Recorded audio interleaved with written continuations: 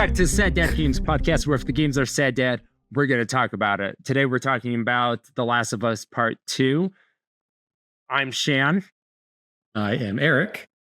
I'm Luke. We'll be talking about Seattle Day 2, and we'll be meeting up with Jesse today, and we'll be getting some guitar strings. Do we have any great encounters today? Morning sickness.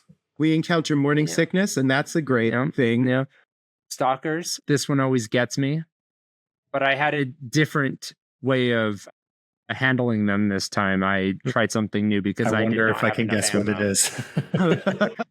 Did maybe you just try to leave? I tried that. I tried that 3 times and it does not work. You can't just leave that one. No. That's Shan's solution to everything. I could just leave. No, they do not let you do that with stalkers. We get to break a lot of windows. Lots of windows. A lot of windows. We break so many windows. I don't know if you were counting. I should have been counting, but I don't think someone needs to keep track. As many windows. Yeah. In Silent Hill that I just finished, they give you the opportunity to break a lot of windows to get a lot of ammo. They let you break a lot of car windows in this game. Do they ever put anything in car windows, or is that just like a red herring? Is it just for fun? I honestly don't think I've ever checked. I don't know if I've even broken any car windows outside of like gunfire and stuff like that. It's just for the heck of it. Yeah, I've no idea. I've never really spent time breaking the car windows. Can you break all the car windows? Like every time break all of them. Oh, I bet. Tried. I bet like the last 3 trading cards that I've never gotten are all in car. They're somewhere in cars. Yeah. That's probably. It's on that guy's dash and I want it. Got it in the glove box. You got to work for it. Yeah. All right. So as we are waking up and leaving the theater, things, Ellie is kind of more approachable. She's less angry at Dina. They both realize that they came in a bit hot at each other last night. I don't think that maybe just her reminiscing about Joel, but really anybody taking a beat after something like that they both love each other, so that makes sense to me. And their relationship has been tested by a lot of things at this point. So I think they both needed some time to reflect and calm down. Ellie needed a nap. And that probably usually and so did Dina. Dina fell asleep on the couch. They both, what? You just take a nap and you get a nice fresh perspective. It helps everything. That's what you do. When you're pissed off with the world, you just take a nap and then it's all fine. Plus, Dina, we get to see her being vulnerable, throwing up. So, I mean, that helps. Try coming in hot to morning sickness. Yeah. I would love to see me try something like that with my wife. Nope. It would not a good strategy. Well, yeah. And I don't know how Heather was when she was pregnant, Shan, but Liz, when she was pregnant with our first, she was like on the floor, very, very sick for the first trimester. And so hopefully it's not that bad for Dina, but morning sickness is no joke, you guys. It's no joke. And if you want to nitpick at your partner when they're throwing up on the floor, like not a good time, not a good moment to hash something out. Yeah, I'm sure that Liz won't appreciate me telling this story, but it's really funny. So one time we were driving off in the morning. We both worked really early. So it was 6 in the morning, 6:30 in the morning. We're in our cars and I'm right behind her. And then all of a sudden her car just swerves and pulls off to the side of the road. And so I pull up behind her oh my gosh, is something wrong? And I go up and she's just over the side of the road, just throwing up on the side. And I went there and I'm just patting her back. And I was like, hey, do you want me to be here? Or do you want me to go away? Which is, I've learned a really effective, it's a good question that everyone should ask their partners. Do you want me to be here or do you want me to go away? Because sometimes it's I want you to be here and sometimes, no, just leave me alone. So yeah. So morning sickness, thumbs down, no fun. Down to morning sickness. But Ellie does the right thing. She goes up, she pats Dina on the back, she rubs her back. Dina says that helps. It's just like on Pokemon when you go up to the captain of the SS Anne. Yeah. All you have to do is pat the captain on the back. I feel better. Oh, that's it. Here's an HM. Yeah, exactly. Here's your reward, sir. Yeah. Dina didn't have You're an a fine HM. young lad. Dina didn't have an HM to give to Ellie, but she did have a bracelet. So it's like the Last of Us version of an HM. Yeah, Yeah. it's almost as good. I mean, Almost. Ellie's not able to cut down trees that she sees wherever she goes, but You know, not exactly the same thing, but All right, so I believe at this point you're gonna go look for Tommy, right? That's her current goal. yeah. I had another thought on this scene when we come into Dina. So after the morning sickness, we're looking at the map. And maybe I missed something, but like Dina must be some kind of super genius because she mentions that she fixes the radio. That it was like a probably learned from Eugene. Probably Yeah, she learned it from Eugene. Yeah.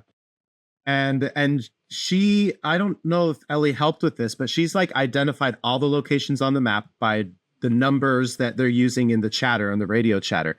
And she's been able to identify where everyone is and what the names of these locations are, all by code chatter. So is Dina like low-key super genius, or is this like, does everyone in this world just know how to figure that stuff out?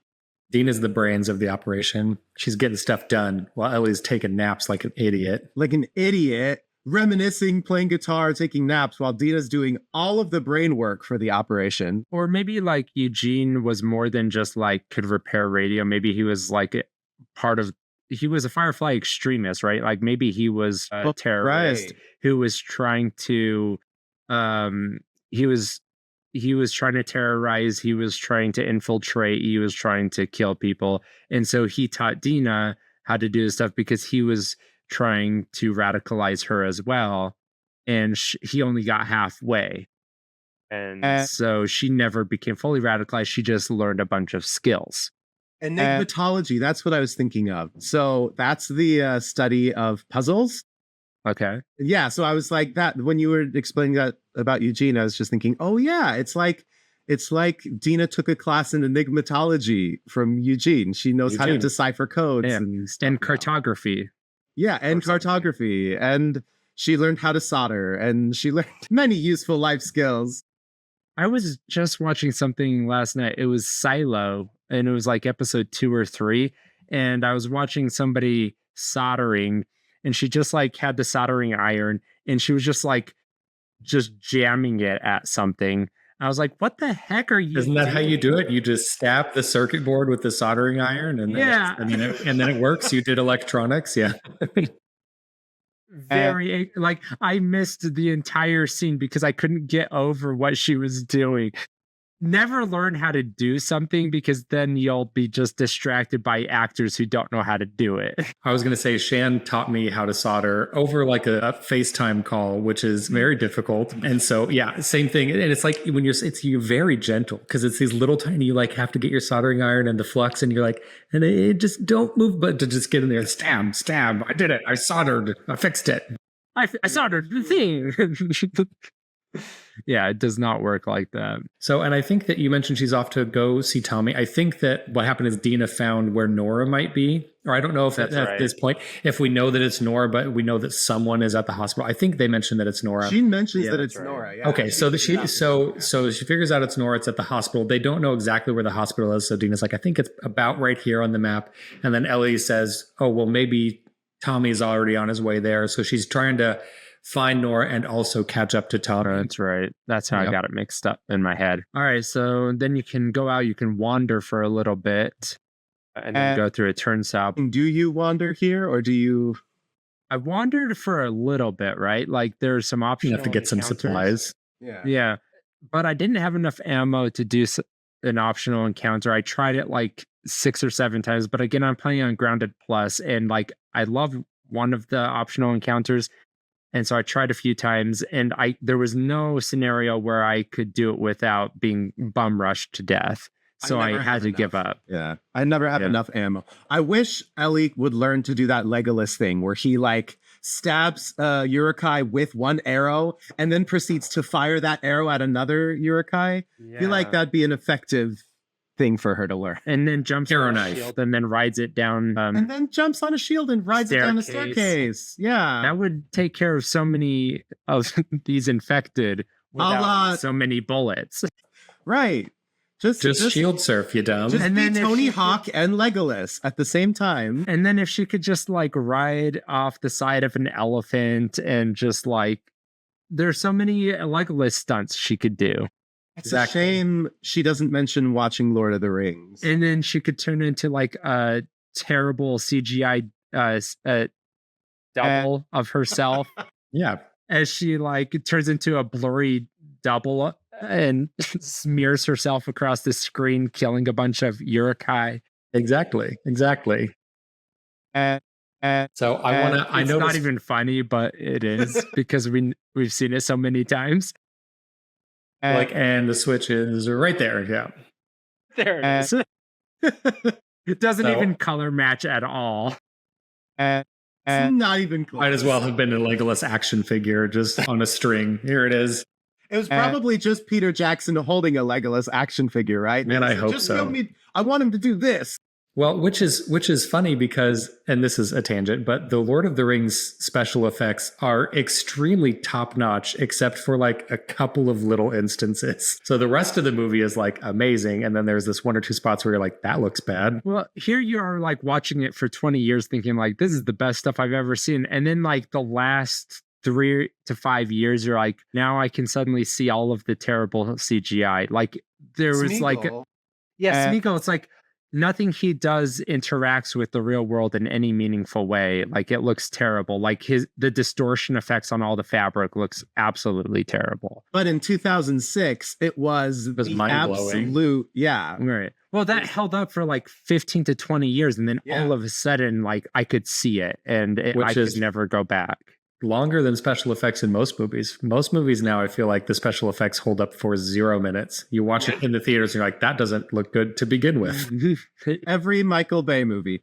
Yeah. And Jurassic Park, though. Jurassic Park holds up really fantastic. Except for the Velociraptor scene. It gets a little, it's a little weird. It's still incredible. So fun fact with older movies like Jurassic Park, and then the what are Godzilla you, like 70 movie. years old? The Jurassic Park, the Jurassic Park movie. So Jurassic Park, and then like the Godzilla movie with Matthew Broderick and stuff, they used rain effects to mask a lot of older visual effects. So if you watch, it's a terrible movie, but if you watch that Godzilla movie with Matthew Broderick in it, the one that came out in like 99 or 2001 or whatever. Yeah. Every single time Godzilla is on screen, it's just pouring rain because they were like bad special effects. And they're like, maybe if it's super duper raining, it won't look as bad. And it worked a little bit, like not a lot, but a little bit.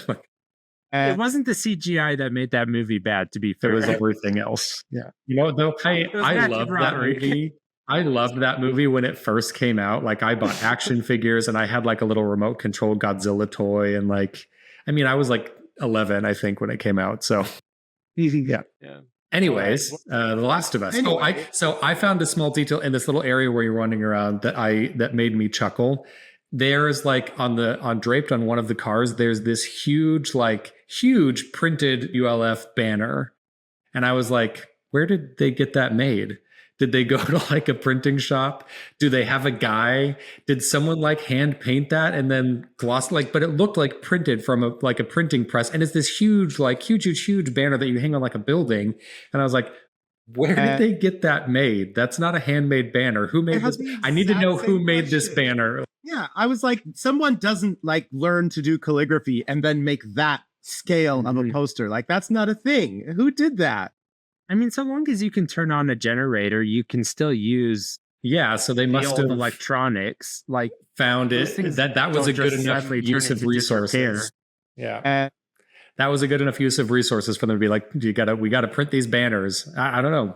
Thought it was funny. Made me chuckle. Propaganda is never a waste of money. Never. It's all about like the costs of conversion. And so long as you're converting maybe 10 wolves to every propaganda poster, then it's worth the investment. And they've done this calculation. It's in their marketing costs. I mean, I'm sure you understand, Eric. I live in California, so the political advertising I get is of a certain brand. But I imagine you're getting a whole lot more of it of a variety of brands right now. I get lots of, so this will air after everything, but we're in the midst of election season right now. And I get so many not banners, like leaflets and pamphlets and Just it's for both. And it's because I live in North Carolina, which is swing state. So I get lots and lots. And it's never just like 3 of like this one banner or this pamphlet that's the same. It's like 5 and they're all the same things, but they're different. And it's like they made 5 different printouts and that's just for one political side. And then the other one, I've got 5 more. And it's like so many, leaflets, so many pamphlets. Like, I'd love to be like a mushy-brained, low-propensity voter that like is swayed by every pamphlet that arrives in my mail. Oh my gosh, your life. It was convincing. I didn't know that so-and-so hated babies and puppies. I can't vote for someone who doesn't like babies and puppies. That's ridiculous. So eats grandmothers for breakfast. What? I'm against that. I'm against crime, and I'm not afraid to say it. So one other thing on the Wolf's propaganda, on the Wolf's pamphlets. So here in California, there's a measure that is proposing a tax on sugary drinks. And I have gotten, I kid you not, 30 separate leaflets in my mail in the last month from PepsiCo and Coca-Cola, because of course they don't want us to raise a tax on sugary drinks. And no matter what I thought about this measure to begin with, like whether I think it's a good thing or not, because it's inevitably going to raise the price for the consumer, the number of leaflets I've gotten from them makes me so mad that I want to vote against their interest anyway, even if I don't think it's a good idea, just because of the sheer amount of garbage they've said. You're anti-corporation. I'm just PepsiCo. Just stop it. Just stop telling me what you think I need to think. Stop it. I don't vote with my gut. I vote based on how much I've been annoyed by things. There was this commercial that used to air on the radio back when I listened to radio because I'm an old person. And it was for like a Volkswagen dealership. And I was like, I will never buy a Volkswagen car for my entire life. And it wasn't like a Volkswagen brand. It was for a specific dealership in Salt Lake City.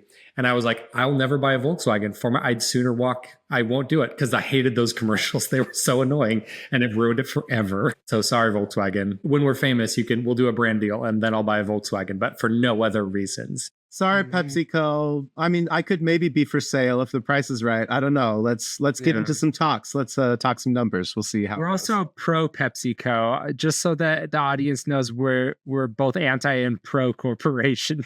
Yeah, I mean, I drink Dr. Pepper like it's water, and PepsiCo bottles that sometimes, so I'm here for it. And I'm here for that. Yeah. But stop sending me garbage in the mail. Just stop it. Yeah, that's it. We found it. We're anti-propaganda. We're anti-propaganda, but I'm not against businesses doing well. Yeah. No propaganda, whether it be Wolf's or whether it be Pepsi in politics. Pepsi in Politics, new band name, I call it. Pepsi in Politics, what a good band name. Anyway, the Wolves. Yeah. I think we need to belabor that. Yeah. We'll get to the Wolves more later, but we're going to wander through, what's it called? Hillcrest. Hillcrest. All right. So Hillcrest is a fun little area. There's some mise-en-scène storytelling going on here. You get to learn about, who is it? Boris.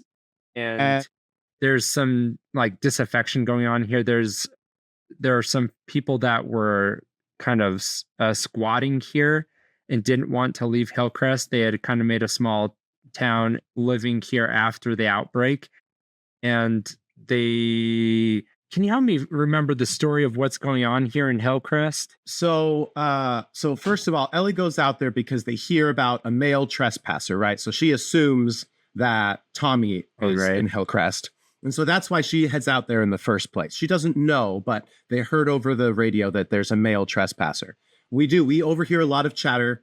People, there's clearly been some infighting about a group wanting to stay and a group wanting to leave. And I think some of the chatter you hear is optional. Like you hear chatter crawling through a vent. You hear chatter if you choose to not engage certain soldiers at certain times quickly enough. The bottom line is you end up killing a bunch of these wolf soldiers. Well, all I was getting at is like there are a bunch of notes around the area that talk about like years ago there were people that lived there and they ended up leaving for the wolves and there was some betrayal that went on. And so I think it's telling more of the story of like, why do we stay with groups? Why do we leave groups? And this is telling more of the story of like, I think there was some fear that went on, and there was some hope of like, so it's just telling like why people left for the stadium. And so I think this is telling more of like the two themes of fear and hope, of why do we want to go to groups. Yeah, exactly. So why do we leave for groups? Fear and hope. Those are two of the biggest drivers. Yep. Thanks for bringing that up, because we'll see another instance of this when we get to the flashback when they go for the guitar strings. But it'll be about people who left Jackson. Yes. And I think it follows a very similar vein. Right. Exactly. And also, what is the other one that we just hit on? Somebody else just left another area. I don't know. It was leaving for the Seraphites. They also were leaving for hope. So there's a lot of disaffection going on and trying to find new identity. So that's what I had never picked up on it before. The notes that you find between areas are constantly telling the story of finding a new community. Yeah, which I think you see, I mean, and we get a happy example of that with Jackson. And then later on, we get a happy example of that with the Wolves. And we get a less insightful example of that with the Seraphites. And so I think that we get all of these examples of people finding community and the different ways that affects their lives. Because, I mean, with Jackson, it's very much like a happy community, sunshine and daisies. We've got kids, we've got schools, we're all sharing everything. And then the Wolves, there's a lot of happiness to be found there too, but there is a level of kind of militarization to it as well. And then the Seraphites, you get these religious zealots. And so it's these different examples of different communities for fulfilling different needs for people. So I think it's interesting. Right. And I think the Hillcrest story is there was a lot of fear that drove them to the Wolves. Although I believe Seattle Day One, they kind of talked a little bit more about hope of wanting to leave Fedra for something a little cleaner. So this is saying there were kind of two different factions of people leaving for Wolves. It's not like a clean story of what the Wolves represent. There are different reasons of why people found that community. If I were a person living in Hillcrest during the time that all of that was happening, I'm having a hard time deciding whether or not I would have sided with Fedra over the Wolves. You know what I mean? Like, I feel like, of course, the Wolves, in my brain, I want to think, hey, I'd probably have joined the Wolves. But I think also in my brain, I would have wanted to join neither of them, and I would have just ended up another schmuck and just hung out with Joel. Yeah. Because there's so much unappealing about both of the groups. However, like you said, I mean, when you're really searching for community and identity, I think you're more likely and willing to compromise, not agreeing with every single principle or every single edict of a group in order to find belonging with them. Like, I think I might have sided with a group that compromised maybe even some of my core values or some of my base moral instinct, just because the belonging would have been important enough to me. So I have a hard time reconciling how people would have made that decision at that time. I think some of it too is like, especially in a world as dangerous as this, community is almost a necessity. If you're out on your own, your chances of survival are a lot less, which means that your willingness to compromise some of your values is probably a lot higher to fit into a group where you can be more protected. Yeah. And also, it kind of depends on like what type of American you are, right? Because the Wolves are more about self-governance and it's less oppressive. And at least there's like the ideal of more autonomy and self-determination. It's still ultimately militaristic, but Fedra like assigns you roles and you have to fulfill them. And there's like, it's more autocratic. It's very oppressive. So there are a type of people that just want the safety that comes with authoritarianism. So long as their basic needs are fulfilled, they will give up some basic human rights, some of their autonomy to be protected. You can make an argument for that. Most Americans would say no to that.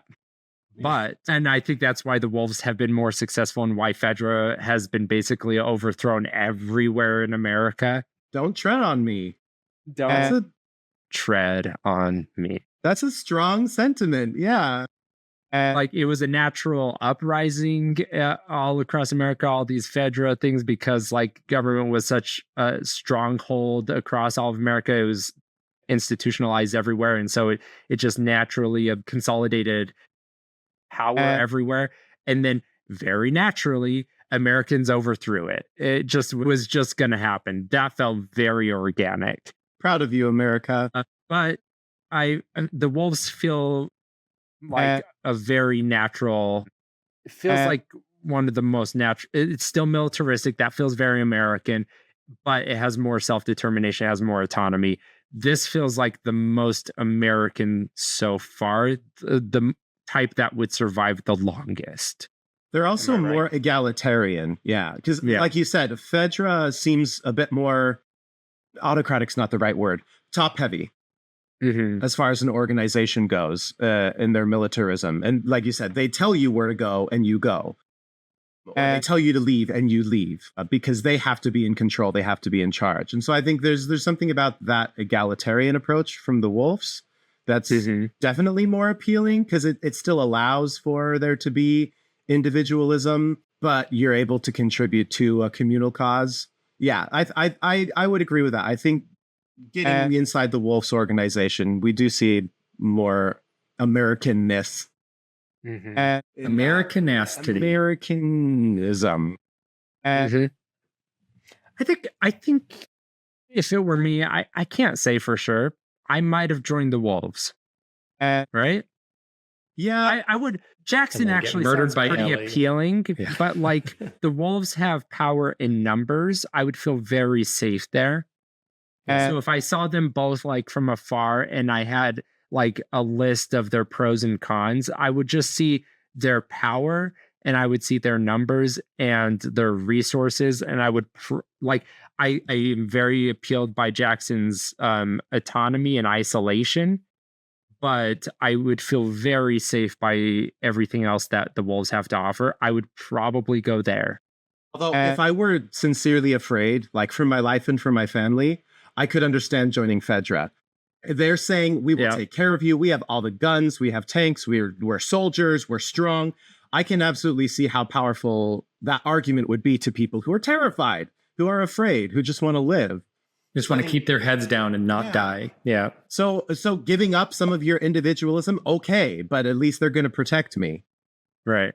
Yeah. It just depends on I think if we're all being honest with ourselves, there is a certain amount of autonomy or individual rights that we'd give up, depending on how scared we are of needing to survive. And Eric would join the Seraphites immediately. He wouldn't even question 100%. I disembowel people for fun. And so they're like, this is part of our thing. And I'm like, great, where do I sign?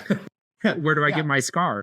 Where do you'll get a tattoo that says like, now he is free on your chest or something. I'm here for it. The Seraphites, they're my boys. I feel like I need to follow that with a caveat. I'm obviously being facetious. And they are yucky, terrifying murder zealots that I'm not a huge fan of. Well, again, we are only seeing them portrayed as insane, but technically we're seeing the wolves and Ephedra and all that portrayed through the lens that we're comfortable with, which is like this American militaristic machismo paradigm that so this feels familiar to us. We are comfortable with it, but like the Seraphites is more visceral, disgusting looking, but technically they're doing the same thing. They're showing through bravado what they are willing to do to survive, and they are de-escalating through escalation, if you will. Ooh, tricksy. Yeah. It's a deterrent. Yeah. So, and I think, and we get to that in a little bit here where we really meet the Seraphites, but they give me the heebie-jeebies for sure. Yeah. So arguably it's like, if we ever got to see through their eyes, I don't there's an argument to be made that this isn't technically wrong. They're trying to protect themselves. Yeah. Well, and you get that with the wolves a little bit, right? Because you play this where the wolves are the enemy, and then later in the game, you get to see more from their perspective, and it completely changes how you view things. And so I'm sure that it would be a harder sell for the Seraphites because they do kind of have a more visceral, yucky, religious undertone to how they handle things. But I'm sure that there's pockets of that are really nice and peaceful, and they take care of their own, and Well, and consider though for a second that okay, so the wolves come in and they kill 20 of your people, and you are smaller, like 1/10 the size, and you have to make a big statement to scare people away. So you take 2 of their people and you disembowel them.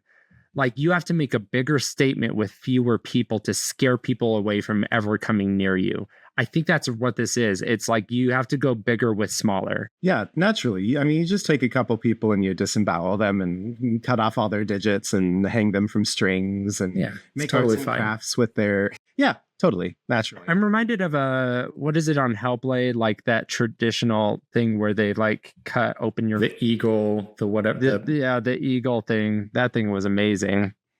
That was really upsetting. Real. They like take your lungs and they cut it and then they like spread it out so you look like an eagle of some kind. It's real gross, and it's a real thing that people used to do to each other. And I never wanted to cross them, so they only had to do it once. Yep. You spread someone's lungs apart like wings one time, and then all of a sudden, Well, and what's the other one? Like it's like a mafia necktie or whatever. What's that one called? It's called the Colombian necktie. I hate Colombian necktie. Yeah. Okay, there you go. Where they slit and then they pull your tongue through your throat. What? Yeah, there you go. That's what it is. That's so gross. That's it. You pull your tongue through your throat. I don't know that. I take it back. I didn't say you cut this out. I'm a normal person. But these things are effective, and chopping off a horse's head, putting it in their bed. Right, of course. That. Yeah. Exactly. That thing that one's effective. Yeah. These are your cronies. Yeah, you gather all of the cronies around one table, you walk around with a baseball bat, and then when you bash one of their brains in, the rest of them get the message. Or how about this one? You stick a pencil on a table and you do a magic trick? You invite, and you make the pencil disappear. Then suddenly everybody in the room is listening to you and they're not trying to kill you anymore.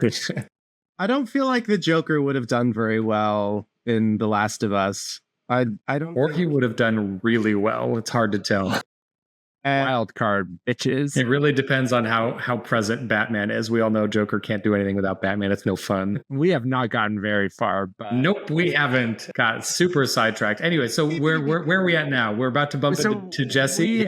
We killed. Yeah, so we have some optional encounters in Hillcrest. I like all of these encounters. We find out, I think some guy named Boris stuck a bunch of people in a garage. I like this encounter. I like to set a trap mine and then draw them out and blow them all up. And I think every single time there's one that like explodes and then crawls at you, like you always blow its legs off and it still tries to get you. I think they do that on purpose. Just to make it more upsetting. Yeah. Yeah, it's really funny. And then it like crawls itself to death if you run far enough away. Yeah, it's really funny. That's the word I was going to use. It's hilarious. So I have a question for you guys about this part. So this is one of the parts where we really start to have to contend with dogs as an enemy type. Yeah. So my issue with this is twofold. Is it feels bad to kill dogs. I don't know why it feels worse than killing people in video games, but way worse. But also, I freaking hate those dogs. They are so hard to avoid because they can smell you wherever, and then you run away and they just keep following you. And so the game devs, they're like, all right, if we want to have dog enemies, we need to make them as annoying and frustrating as possible so that the players don't feel as bad when they kill them. That's the only way it's going to be okay. Like, and it's still because they're so annoying. Like, it still didn't work. You have to kill the dogs. You just have to kill the dogs. But I hate it. I hate it so much more than killing anything else in the game. They force you to keep moving. That's really the trick to it, right? And there's a certain amount of distance that you can put between them where they can't, like, they'll lose you after a while, which is great. But like, that's the crux of it, is like there's almost no amount of like I can find a spot and sit. You have to constantly be moving. But with so many wolves in the area, you can be spotted from any angle at any point. So they're like it on top of causes these areas to be houses. very frenetic. Yeah. There's a lot of elevation. They're all over the place. It's so hard to, because you can't clock all of the wolves, or like, I'm going to hide behind a car, because it's like there's one on a house behind you. And like, so the dogs force you out into the open. And then it kind of takes something that I normally would have played stealthily and forces you to not do that. You kind of have to run and gun. I think I got out of this first section with the first dog killing one person. You just left. You It just was a ran. record. I just left. It was amazing. Turns out I can you just can't- leave. if you have an arrow, but it turns no. I think it might have been a silencer bullet, but it might have been like I arrowed a person.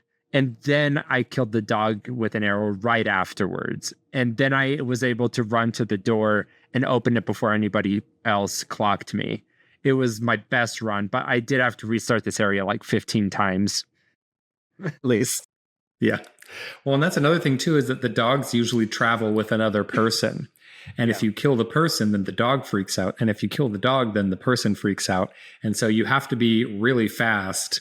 You got to pop and try to get them both before they alert everyone else around them. Yeah. You have to do the person first, and then you have to get the dog immediately after, but you have to hope the dog's not looking at you when you kill the person. Classic conundrum. I'm just mad about the inclusion of dogs. I'm just Which came mad. first? Yeah. It shouldn't. I was actually playing another game, which I'm going to get to in this episode, where there are also dog enemies, and it feels bad killing. It just never feels good. Stop putting it in games. We don't want to kill dogs anymore. I'd kill 1 million infected or 1 million other people before I want to kill one dog. I just don't want to do They're it. so cute with their puppy faces. So good. I actually am. So I gave a little sneak peek, but I actually am really excited to talk about that. That's a cool thing. I noticed this other game that I'm playing plays into a later part in one of the later chapters that we're going to talk about today in a pretty big way, and I'm excited to talk about it. So hang on for that. Cliffhanger. Yeah. Edge of your seats. I can tell everyone's so excited to hear this very cryptic, probably not super exciting thing that Eric's going to talk about. Yeah. So this whole Hillcrest area, it's very long. There are a shit ton of wolves. They hunt in packs. That's clearly the analogy that they're going for.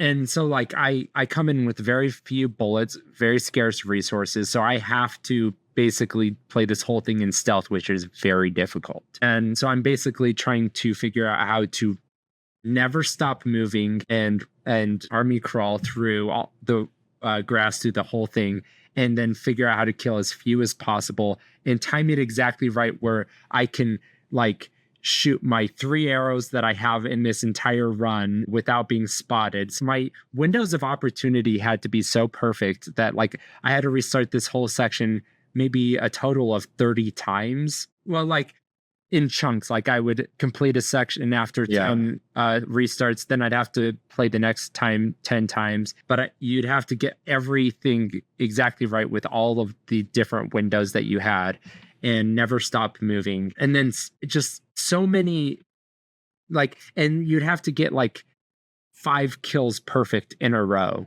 Yeah. It was driving me crazy, but it was also exhilarating. Getting these dogs and getting these people all in a row, and then you can't get hit once, or else everybody would alarm everyone else.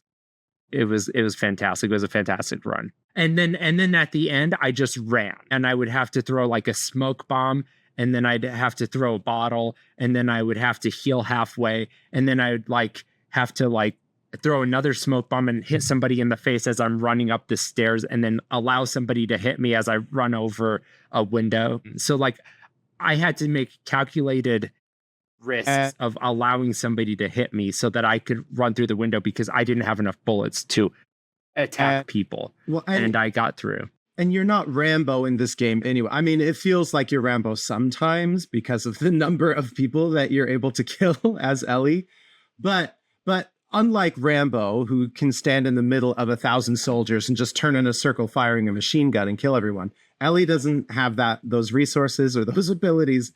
And so I think the game makers did a really good job designing this section. Like you said, Shan, you can't kill everyone. You have to pick your battles, and sometimes you just have to run and hope that you don't get hit, or that if you get hit, you're going to have time to heal later.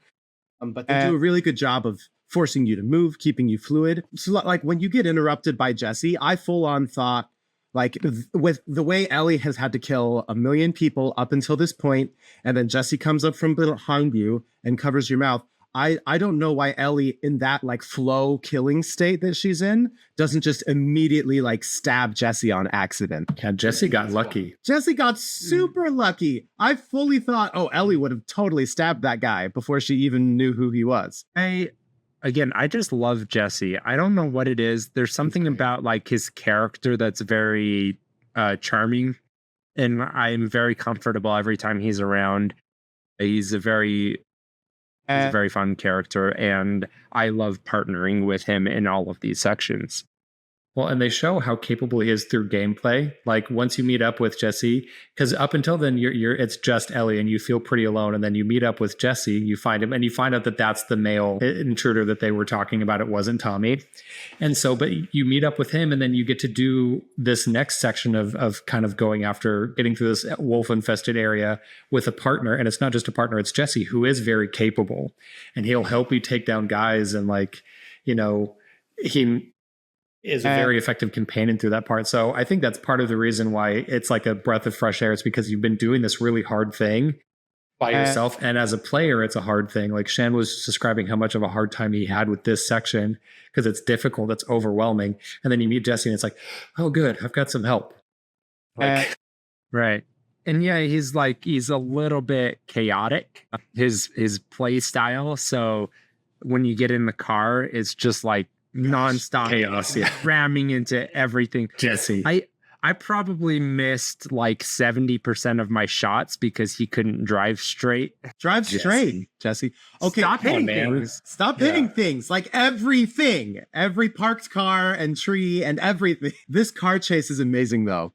This car chase sequence really is incredible. Well, it's so good because it's like it's this really intense thing, and it feels like a really long, crazy car chase, and it happens in the physical distance. It's like 2 blocks. You like barely move at all in the car. And like as like a set piece, I think it just like it's really impressive how far they've come. Where maybe something like this 10 years ago, it would have felt very canned. It would have felt like, okay, here's like a cutscene, and then hit the quick time action button or whatever.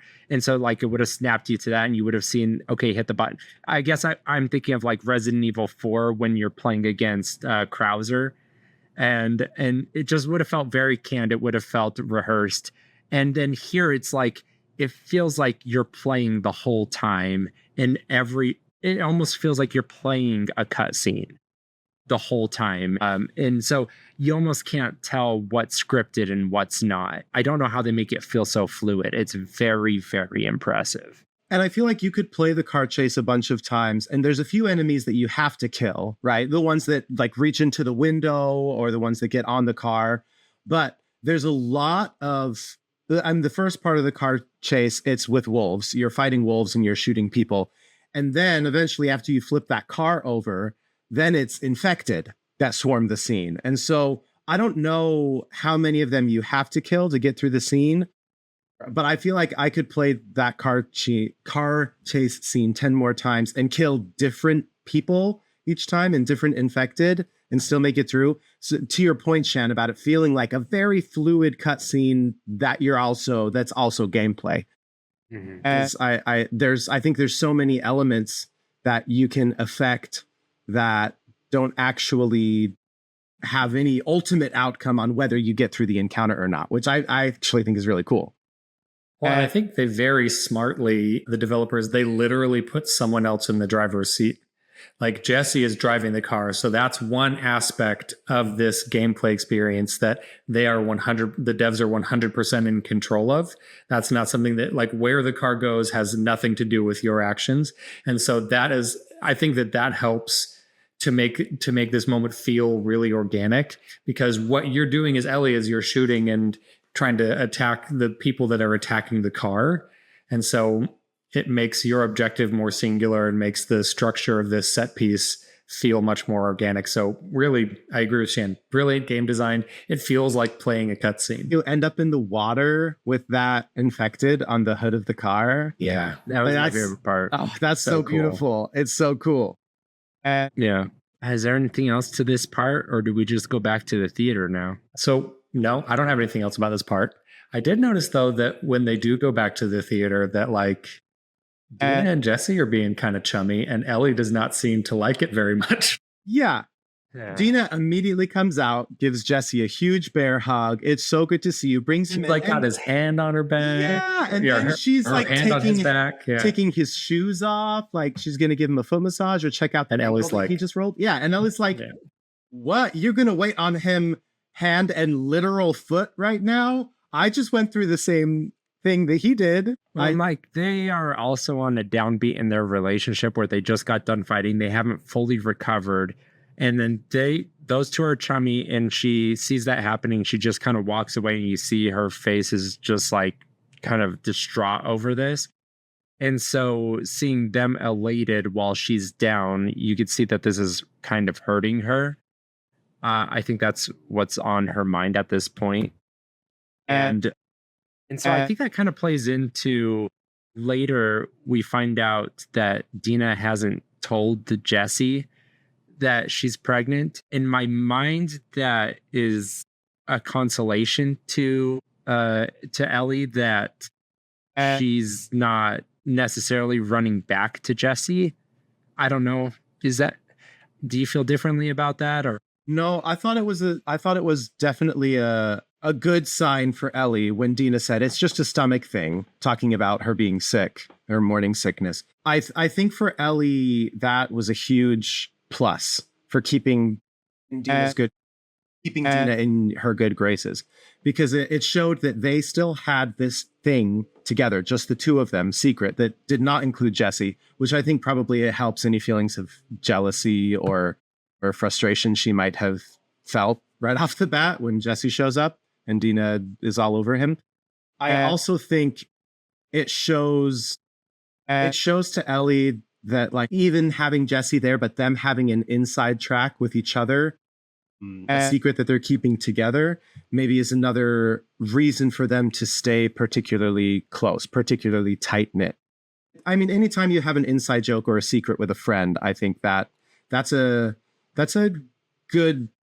It's almost weird to say secrets are good, but it's good to have those kinds of secrets hurt someone. Secrets hurt someone, but those kinds of like inside secrets that you have with a friend, I think those are good things for you to have together, because it feels like you're working towards something together. You have something to protect together. Yeah. It's like a relationship affirmation is to be like, yeah, this is something that only the two of us, like it's between us two and no one else. It's not necessarily a secret. It's just something that only involves the two of you. I guess in this case, it is a secret. Dina is keeping it a secret from Jesse for now. So Ellie does test her, and she says, it's like, why didn't you tell him? And that was I think Ellie giving her the opportunity to say, like, give her something like, I don't want that relationship, or I want this relationship, or whatever. And she just says it's not the time. I think maybe there's subtext to like, I don't know what to do with that relationship yet. And maybe that kind of gives her comfort. All right. And then we get to go find some strings with Joel, right? Yay, guitar strings, Joel. Flashback. We're already on our next flashback. Flashback 2 years earlier. Yeah, so there's two flashbacks in this section of gameplay. So double flashback. So we're already almost, well, we don't know exactly when Maria's birthday is, but we're approximately a year after the last flashback already. And things have gotten tense since Ellie's birthday. I think we can infer that things have gotten sour after that Firefly graffito, right? Is that what maybe it started to like stew in her head that something's off because he didn't say anything, and she's started to like get bothered by that encounter? She's not talking to Joel, and Tommy is giving her the what for about them not communicating. Trying to push it. It's not like all the way bad, and they still have charming conversation. It's just strained. Yeah, well, that's something that I noticed. So, I mean, you start off this chapter as Ellie with Tommy, and so you get to do some sniping of some infected with Tommy. But then a little bit later, when you start to hang out with Joel, Tommy is very kind of pushed Joel and Ellie together to be like, hey, spend some time together. Go get some guitar strings. And you can see that at first Ellie is kind of stiff and is like I don't really want to like hang out with my dad. I'm mad at him, kind of a thing. But then after just like a minute or two, they start having conversation and it starts to flow. They have such effortless chemistry as like a father and daughter duo that it seems like Ellie can't help. She can't help it. She's like, I want to be mad at you. But then as soon as they start spending time together, they just start, being close and palling around again. It's like she can't help being on good terms with Joel. Yeah, I'm trying to figure out like what is the nature of what happened before this that would lead to this type of back and forth that they currently have, because it doesn't seem like it would be an overt fight that they had, or I don't know if it was like a disagreement or if it's she's starting to pull away, because it seems like does Joel understand that she's pulling away? It doesn't seem like he's on the same page that the relationship is strained. It's more that she's pulling away and he's just trying to pull her back, because it doesn't seem like they both fought each other. And so it's more just her. It's more on her that she's inside of herself and he's more chill. So it doesn't feel like they both got head to head with each other. Is that right? Yeah, that's the sense I get, is that Joel is just noticing Ellie kind of. Yeah. So teenager stuff. Yeah, and it definitely feels like Joel and Tommy had a conversation before this outing, and Tommy agreed to kind of wingman for Joel and help him out with this. You're going to get some time to spend with Ellie, and you two can talk about whatever it is you're not talking about. I also wanted to point out, before we get to this next section, this might be a good lead-in for it. So at the top of this flashback, you can walk over to the vista, and Ellie will draw a picture of the vista in her notebook. And you open up the notebook and the sketch is beautiful, right? And she says this is such a beautiful place. But then on the previous page, it has the poem that she wrote. And I wrote it down because I loved it, because it made so much sense, talking about her, finding the guitars everywhere that are literally only one string out of tune, and why there's so much of using that motif through the game. So next to the nature sketch, there's a poem on the previous page of her notebook about the tattoo that she gives herself to cover her scars. And it's: perched on an outcropping, you trace constellations in the sky.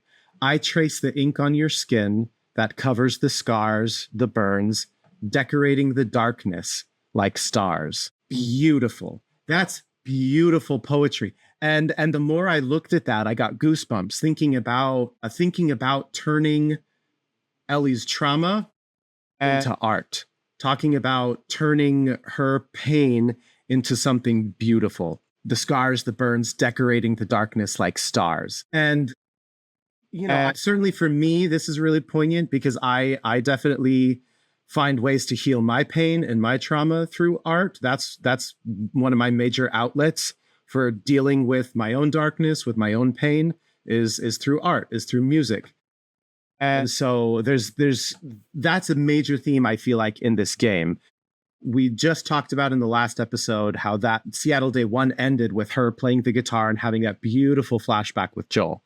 And I think it's as much about the flashback as it is the way that art, that music, can bring back memories, can bring you right back to a feeling and a smell and a taste, all of those things. That there's something about the way that art speaks to your soul, to your humanity, that connects on such a deep level across the physical plane of existence, right? And that might be really metaphysical to say, but I just thought that poem in her notebook was such a perfect way to express that whole theme of expressing yourself through art and turning your trauma and your pain into art in order to deal with it. So it's transforming it into something beautiful and meaningful. I just wanted to point out that poem, because I thought it was so cool. Yeah, I'm glad you took on the poetry, because I'm not a poetry person. I can never connect to it. So I connect in other ways. All right. I love the walk down to get the guitar strings, because we get to connect more to Tommy. He's he's a pretty wholesome person, at least at this part. He turns dark later, unfortunately. And he's just kind of prodding at you. He's trying to open you up. You get to play with his rifle. I love the mechanic of long shooting. It kind of feels like you're just guessing at how far you have to aim up, but it's still fun. I don't know. Yeah, fun at this I point. will really like this part because there's, as far as I can remember, there's not another part of the game where you get to really snipe like this. So it's a fun gameplay break from your normal gameplay loop. But I also really enjoy the interaction with Tommy and establishing him as a sharpshooter, because he gets up on he shoots the first couple of infected on the hill, and I think there's 3 of them, and he shoots 3 times and they're gone. And they're like really far away, and he just pop, pop, pop. I did it. And then he's like, do you want to do it? And I'm like, sure. And I'm reloading and I'm shooting like a million and I'm just missing over and over again. And it does a lot to establish this subconsciously in the back of your mind to be like, oh, Tommy is a really good sniper, which I think is interesting and comes into play later. Yeah, you want to open up a kid who's kind of pulling away, give him a gun. That would absolutely do it. Anytime you meet a troubled youth, just give them a firearm, and that's never gone wrong. Yeah, absolutely. How could that go wrong? However, don't give them a firearm unattended. We've seen that lead to bad results. So right, yeah, stand there with them and then take it back from them when they're done. Exactly. Okay, so then we go down and we see Joel, and he kind of harangues Ellie, came in a little too hot in my opinion, saying you need to tend to your guitar strings. I think this is just alluding to she didn't know that she needs to take care of the guitar strings, but I think this subtext is saying like, hey, are you even still playing the guitar? It feels like you're not interacting with the thing that connects us. I think that's kind of why he's bringing it up. It feels like you're pulling away from me. Yeah, I get that. Yeah. So let's go find some guitar strings. No harm ever came from looking for guitar strings. None. That's a mummy reference, but very loosely. I'd be really impressed if people got that reference. It was so poorly connected. Wait a minute. I thought we were doing a podcast, and all of a sudden I'm watching The Mummy. I had no idea. And everything is The Mummy to Shan. It is. It really is. Shimmer. We get to see Shimmer again. Yay. I did not make that connection. Beautiful Shimmer. Ellie gets off the horse. Ellie gets off the horse and says, and calls Shimmer by name as she's walking away. It would be harder to not make the connection than it would be to make it, Shan. I had already said my goodbyes. I had not made a connection to this other horse. I like the dark reference as they're riding toward the music center on the horses that Joel brings up, like the comic. He said, I've read one of those comics that you like. And that's right. Wasn't it crazy what, Dr. Savage did to so-and-so? And Ellie goes, yeah, he deserved it though. And I think there's something so dark and foreshadowy about that brief little conversation they have. And it's just a comic book, but thinking about the grander scheme of the story, I went, oh, geez, that's a really kind of prophetic anecdote and really gross. Well, it also just speaks to how he thinks about justice and what he can justify. And, why he killed the Fireflies. All of them. So much. Every single one of them does not care. Anything really good in this section other than the Shambler? Or not Shambler, the bloater that burst through the wall. Yeah, I was going to mention the bloater that burst through the wall. That I peed myself playing that when the bloater bursts through the wall. Okay, before that, all of the clickers and runners coming down off the rafters. Right? Yeah. Okay, so I put down the game for a week. Then I play Silent Hill 2 1.5 times. And then I come back to this game, and the dodge button and the shoot button and the melee everything's button, different. Everything's different. So I play this section 15 times because I'm trying to dodge with the O button, and I'm trying to melee with the other button. And it's these things are all the way on top of me, and I'm just thrown directly into battle.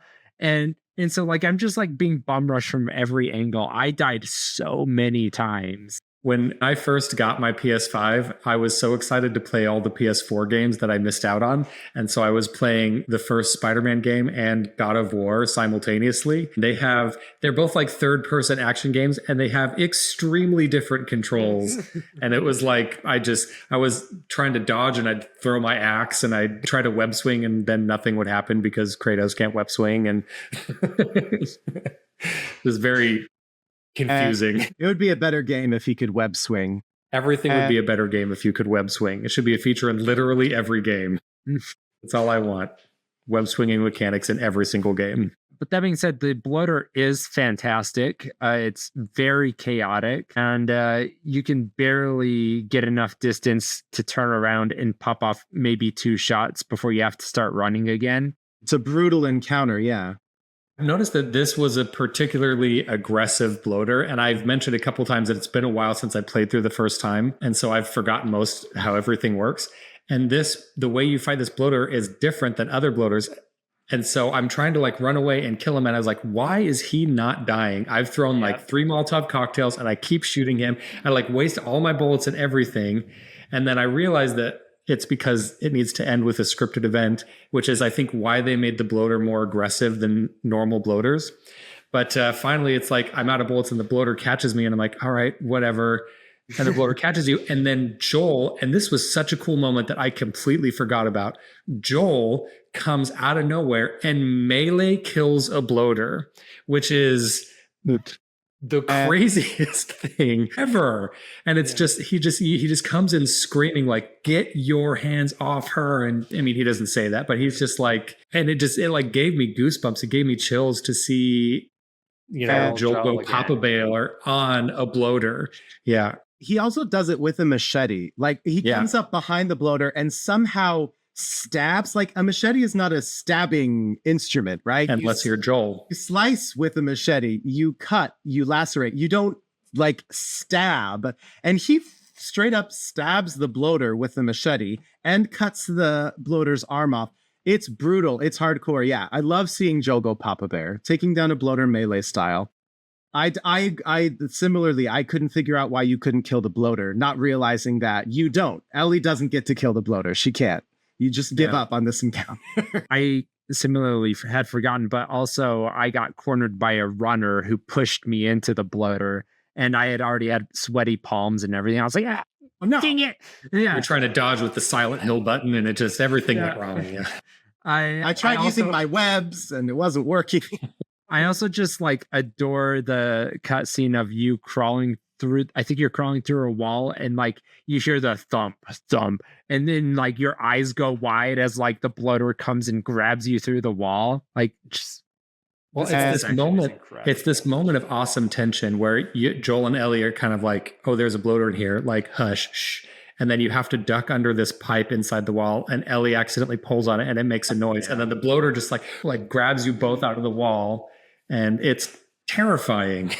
All good. All right. So after this section, you then go out and you see a couple who had previously left Jackson because they left Jackson. They were looking to save people. Is that what their goal was? Yeah, they said that they left Jackson because they hated seeing all of the suffering in the outside world, and they thought they could help.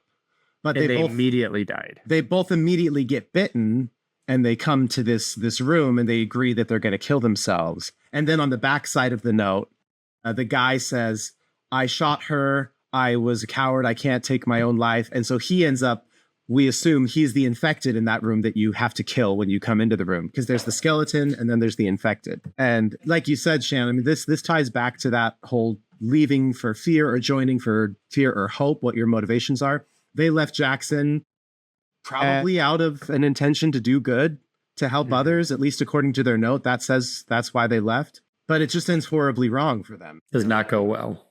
Does not go well. It does not go well. That's Andy, the Parks and Recreation, talking. Ripped out his throat. You can't eat. You'll starve to death. Before we get into this room, there's. Oh no, sorry. We can talk about this. I don't want to back. No, well, yeah. So yeah, Ellie alludes to like if only there was a cure. So this alludes to like this is the definitive punctuation mark. This is what's been on her mind since the beginning. We don't know exactly. Well, okay, so we know that there wasn't a fight. It's just this is why she's pulling away from Joel. So we've seen the flashback of the Firefly graffito. So we now know this is why she's pulling away from Joel. She is thinking about the cure and she hasn't been able to let it go, and she hates that there's anybody who's dying that she hasn't been able to save. And she finally confronts him about it. This is painful. It just brings back all of the same feelings from when Joel lied to Ellie at the beginning or at the very end of the last game. Because it's this thing, Ellie comes to Joel and she's like, if only they had been immune. And so it brings up this conversation. And Joel immediately deflects and tries to talk about something else, obviously, because he doesn't want to talk about this. He doesn't want to be honest, which is further reinforces my thought process in thinking that if Joel could have kept this a secret forever, I think he would have. I don't think he ever wanted to tell Ellie about this. But he gets, she asks him and says, she asks him, and I guess she doesn't ask him, but he comes to her and he says, there was no cure. There's nothing that could have helped these people or anybody else. He just looks her right in the face. And I got the same gut punch at the end of the first game where it's just like, it just hurts to watch Joel look Ellie in the face and then just lie to her about this. Right. She also says, you said that there were dozens of us. Dozens, right? Yeah. Just like that. There are dozens of us. Dozens. Dozens.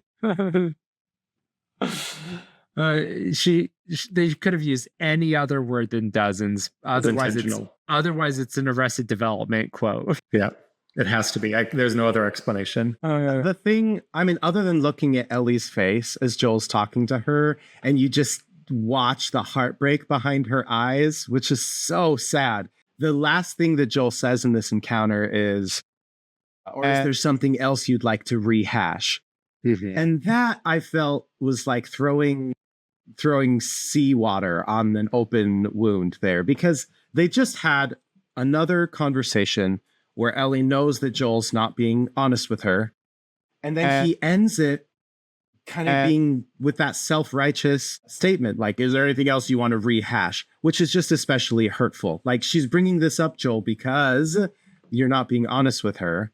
You deflected, you lied again, and then you hurt her with your last comment in it. And so watching Ellie's eyes at the end of this conversation, just like it made me weep a little bit. Because I felt so bad. Ellie tries multiple times before she escapes to find out what happens, to get this out of Joel, to have a conversation about it.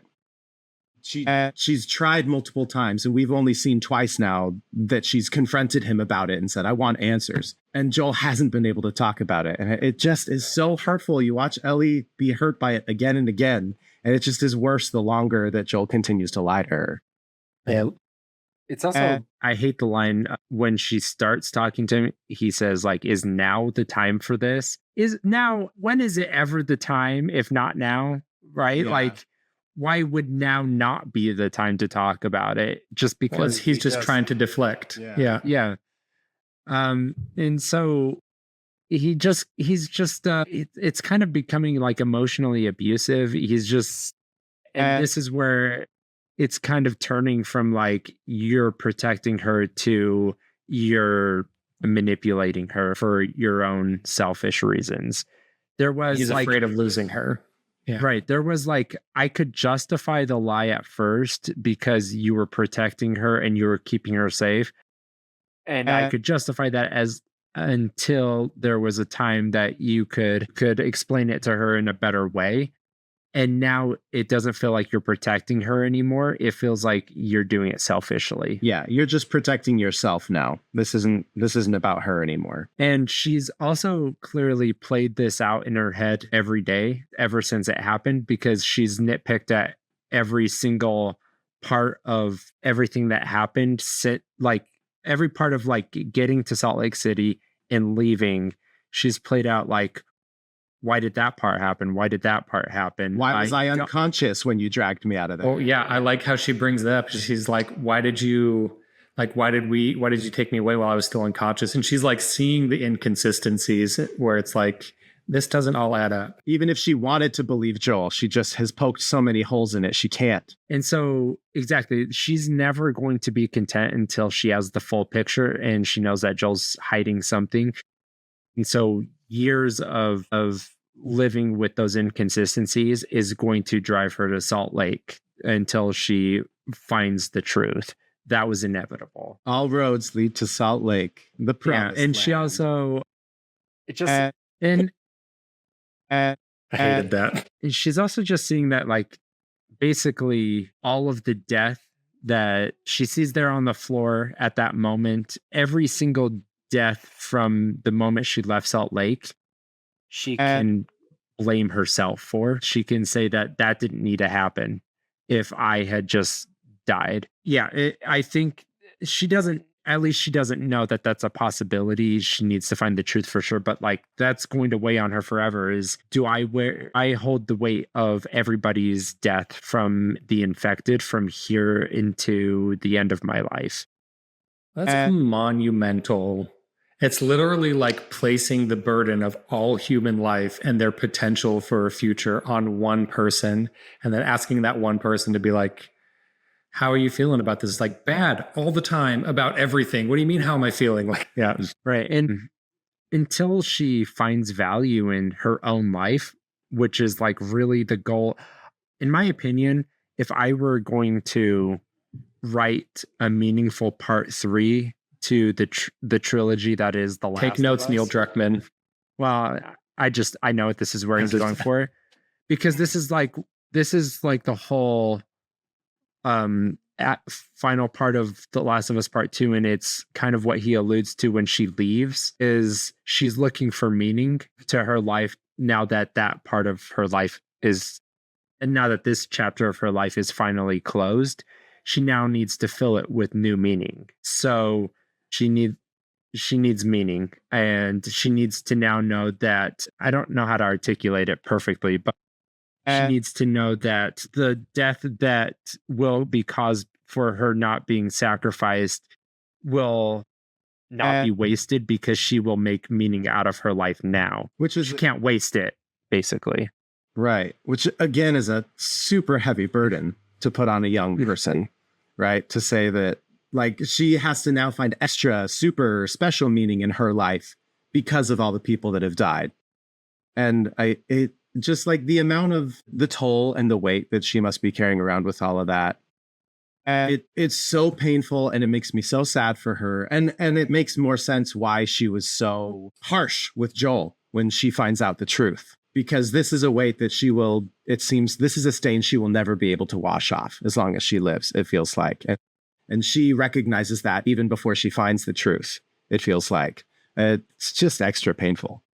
Yeah, I agree. It's hard to, it's such a good storytelling, like a good device for storytelling. And it's such an interesting story that gets you to think about what the implications of everything it's a great story, and it's very thought-provoking is what I'm trying to say. And so I think that's one of the reasons why we chose these games to start with, is because it's so easy to pontificate and to think about all of everything that's going on in these stories, because it's so complex and interesting. All right, do we move on to the Seraphites? We get the Seraphites now, Eric. I feel like we already kind of did towards the beginning of the episode. We talked about the Seraphites a lot, but we're at least the Seraphite section.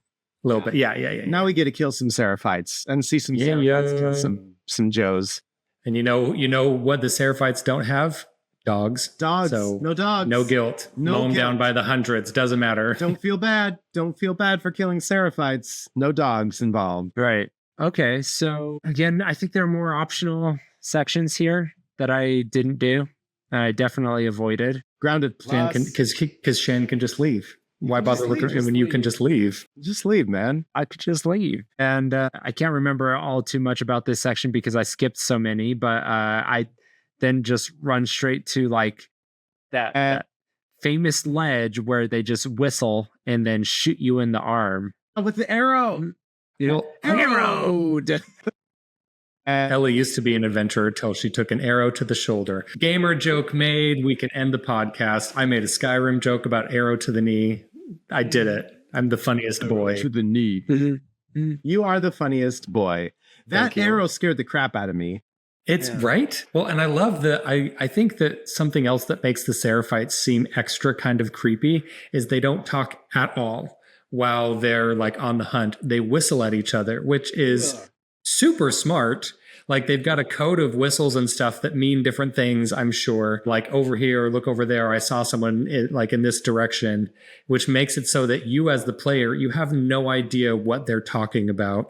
When you're fighting wolves, it's like, I see her over here. She's like on your left. And you can kind of use that to be like, oh, I know that they saw me here. I can go over there. But with the Seraphites, they're just whistling. And you're like, I don't know what they're thinking or doing. Like, Joey's dead.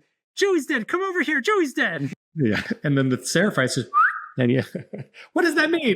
What does whistle mean? I have no context. Somebody tell me what a whistle means. Pretty sure Dina could have figured it out. Her study of enigmatology, she could have deciphered those whistles like that. Dina, Robert Langford from the Da Vinci Code here. Right? Yeah. Where's Tom Hanks when you need him? Robert Langdon. Sorry, I got the name wrong. That when they're like torturing that wolf, when those two Seraphites have that wolf, they're torturing him and dragging him away. And that whole encounter is disgusting and gross for a lot of reasons, everything that happens there. But then they kill him and then they say, now he is free. That kind of like ritualized killing, that's so gross and so awesome that they do that. Because we get a little glimpse into the Seraphites and about these killings that they do and that ritualized behavior that they do together with it, that makes the Seraphites so much more believable, and the yuck factor goes up like times 10 after that encounter. I just wanted to mention that. Well, and I think that in the last episode, when we see all of those wolves that are strung up in the TV station and are disemboweled, the Seraphites obviously did that. And we were talking about, like, do we think that this is a defense tactic or like a scare tactic to get people to leave them alone? Or is there some kind of ritual to it? And so it was cool to have that question answered in this chapter, where it's like, it's probably both. Like, it's a scare tactic to get people to leave them alone. But, he says like what does he say? Or Luke said, it's like, where they are sick with sin and free them with my love. And then he cuts them open. And it's like, that's very clearly a super gross religious ritual. Like, that's not just to scare people away. It's like, there's something to that. Well, it's interesting, right? Because to them, it's a religious ritual that they love and respect, but they know that other people are afraid of it. So they also use it to scare people. So like the cognitive dissonance there is interesting. They're like, people think that we're weird and we're going to lean into it. You haven't even seen weird yet. It super gives me Lara Croft Tomb Raider vibes, that ritual killing, because you encounter a lot of people who perform ritualized killings in Tomb Raider just like this. For some reason, like crawling through the grass and in the water and hiding from the Seraphites. For a moment, I literally thought I was playing Tomb Raider as Ellie, just encountering the Seraphites. This was the best I've ever performed in this section. I was very proud of myself. I was army crawling the whole way. I did get caught several times, so I did have to restart a lot, but it was really cool, right? Like, there were a few times where like me standing up so that I could run and grab somebody to like knife them, they would spot me. But because they're so stupid and they don't yell out that they've seen you, at least they're a little slower at it than the wolves are. I would get into like a knife encounter with them and I'd start slashing at them. And there was like 3 or 4 times I got into like a knife fight and I was able to kill them perfectly before they would shout out to where I was. And I would kill them before anybody else saw me. So like, and then I would just like immediately just jump to the ground and I would just like hold my breath and look around to see if anybody else saw me. And I was like, and then I just like crawl away and wait for like the encounter to start over so that I could have a fresh encounter save. And then I'd continue. So I had a fantastic run. It was exhilarating. I don't know what this says about you. Well, it's just, you know how exhilarating it is to stand up and like, oh, they saw me. Wah. And then just duck down. And I mean, it is exhilarating. I just mean like how adept you are at killing the Seraphites and how much more joy you had. Well, and to get 3 perfect dodges in a row while knifing them in the face. So that's satisfying. That's very satisfying. And to do it like 3 times in a row, like 3 different Seraphites. This was one of my favorite encounters I've had so far. Killing cultists is Shan's favorite. Yeah. Well, anybody in this game, if they're Worthy of a kill, and I do it well. Doctors and cultists in particular. Yeah, exactly. Well, if anybody pulls a weapon on me, Dog comes up with its little puppy paws and he has a knife. it's got teeth. Speaking of like a dog coming up, when we encounter that girl who's like playing her Nintendo Switch and you come up behind her, I know, right? No, it's like a PS Vita. It's like PS Vita. Right, it's a PS Vita. I just thought it was funny to say Nintendo Switch. But It wasn't. It was incorrect. well, I knew it was. You know what? You did it wrong, Luke. You did it wrong. You did it wrong. For comedy's sake, she's playing her Game Boy Advance, and Ellie comes up behind her. For some reason, that one felt super sad to me. Like, I didn't feel bad about killing Seraphites or any other wolves, but this one I did feel bad about because She's trying to play a game. She's just trying to play. She's just playing her Game Boy. She's just playing her little portable, and Ellie tries not to kill her. But I don't know if Ellie thought that encounter was going to end differently, because after the girl pulls a knife on her and Ellie does stab her straight in the throat. Well, Ellie just She one says, "Dumb." Ellie just one arm stiff arms this girl trying to stab her, just like, what are you doing? And then just like pokes her in the throat. And there's this look on her face that's almost like, What were you doing? stop it. Like, I obviously am better at this than you are. Like, Yeah, and the word she says after is dumb. Like, that was dumb. that was dumb. Like, why'd you do that? You dumb, Why dumb, would you dummy. do that, you dumb? I could have just knocked you over the head and left you, but I don't know that Ellie would have. I think Ellie was. Oh, she was a wolf. She'd have killed her. Yeah, This is what I was excited to talk about. Are you guys ready? I'm ready. What game was she playing on her PSP or on her PS Vita? She was playing a Game Boy Advance, first of all. She's playing a PS Vita. So she was playing a game called Hotline Miami. Yeah, Miami something. And I did well, and here's what I'm really proud about with this is I didn't look anything up. I looked down at the screen, like, because it's on the floor and you can see it, and I was like, what game is she playing? It's like, that looks like Hotline Miami.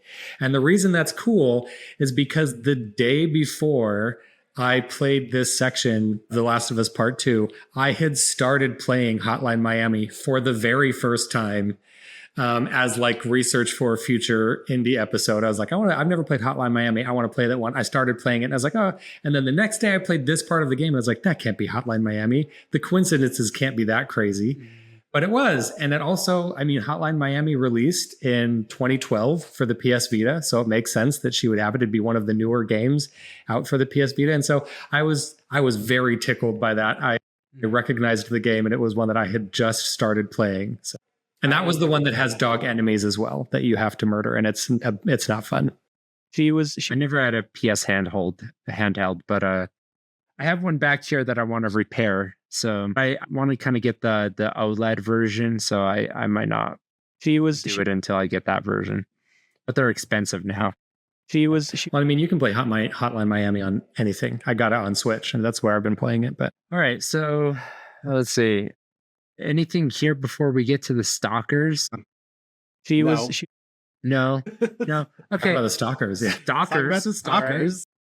So I remember the first time I played this section, I didn't remember the stalkers even being in The Last of Us Part 1. I thought it was like another stalkers. I hate these. Like, I thought it was like another way of introducing a new character type or enemy type between games that like you just.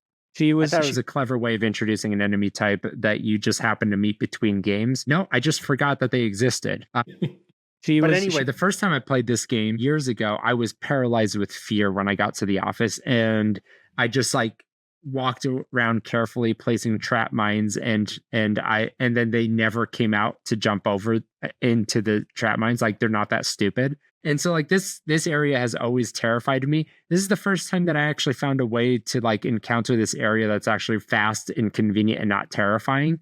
So what I would do is, well, okay, so the first time I thought, can I just like run to the end of the hallway and smash a window and jump through it? You gotta say it, Shan. Can I just leave? Can I just leave? It doesn't work. They will always bum rush you. And they will always get you. There's no way out of it. I thought maybe I could throw a smoke bomb. Maybe I could throw a bottle at them. They will always get you. So that doesn't work. But because I was trying that, I realized that draws them out very quickly. So what I was doing is I was running around the office and then coming back to the starting point and then I was like shooting them in the face with a shotgun, or I was drawing them out and then I was throwing a bottle at them and stabbing them in the face. So like it was a very quick way to get them, line them up and then shoot them in the face, because they're actually pretty slow at running at you. And so you can line up a headshot every time. Or you can line up and stab them. So instead of like waiting for them to flank you, you just like run around in a circle and then they all start like running at you and then you shoot them. It's super fast to get through this area that way. Do a lap, get them on high alert, and then pop them in the face. Yeah. But turns out like if you just like get them to come towards you, they just like kind of like walk at you. And so you can get those headshots super easily. They're dumb enough to walk at you like this, but they won't go into your trip mine. There are enough bottles that's like it's super easy to like chuck them at their head and then stab them in the face. Anybody else have any fun encounters here? Because this was my favorite run through this area so far. I have a similar tactic to what you do. Well, I do a combination of your two descriptions there. Is I'll go around and I place a couple of trip bombs in what I think are high traffic areas, and then I would run around and then go hide somewhere, and they'd usually trip them because you can run over a trip bomb and it doesn't do anything. And so I'd place them in a couple of spots, and then I'd like it does on grounded at least. You can harm yourself with your own bombs on grounded. On the easier difficulty, it doesn't, but... Okay, not easy. I guess technically easier. I'm playing on normal, which is on the child's difficulty. Yeah, on baby's first video game. So I would set them out, and then I'd go run out into the open, and then I'd go run behind them, and I'd get one or two of them that way, and then I'd sneakily try to, bottle and knife the other ones. Yeah, the moment you were describing your strategy, I was like, oh no, Eric's going to tell a story of how this goes terribly wrong. Not a good idea. Also, you can set them down, and then you're like, change my mind. You can put them right back in your pocket. Everything's fine. What?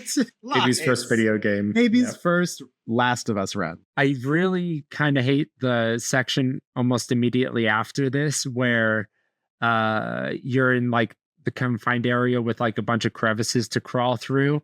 It's like this wooden office, and that was tough. There are clickers and stalkers, and are there also runners? They are brutal, they're fast, and it's confined, and they come at you very fast. And clickers in a pinch, like in a high stress situation, clickers and stalkers don't look super different. And so I had, when I first started, like the first attempt in this area, I tried to attack a clicker the same way that I would attack a stalker, and it did not go well. Like shot it in the leg, and then I went up to go stab it, and the clicker was like, nom nom Ellie for lunch. And so it did not work. It had got me used to dealing with stalkers. And then I was like, oh, also here's a clicker and a middle finger. Take that. Like, yeah. This section would have been easier with more web slinging as well. I feel like if I could have traversed to the other side of the room with my webs, everything would have been so easy in this section. Literally every game would be better with web swinging. Yeah, just let me prove me wrong. Over this clicker to the other side, and I'll be fine. Fast would Ellie be able? Ellie could get to the hospital like that. She's trekking through all the. Jump! Be there in 3 seconds. Yeah, she just break a window with your axe, and you just leave. Easy. This was what I was alluding to. Like, you break so many windows in this section. I mean, you break the car windshield earlier in this episode, and there are other windows you can break in. But I mean, like in this section, you break at least 20 windows. And I think it's clever too that there are some places where you can't get through an area unless you break a window, and that causes noise and makes things approach you.